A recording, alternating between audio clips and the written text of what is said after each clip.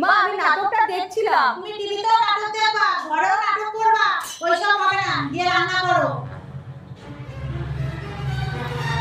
একে বাবা তুমি টিভি খুঁজছো কেন? মা টিভিটা আমার বাপের বাড়ি থেকে দিয়েছে, তাই টিভিটাকে রান্নাঘরে নিয়ে যাব, রান্না করব আর টিভি দেখব।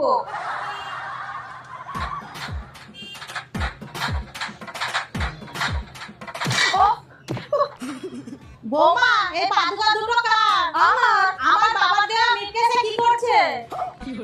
এই বুড়িটাকে তো মজা দেখাতে হবে।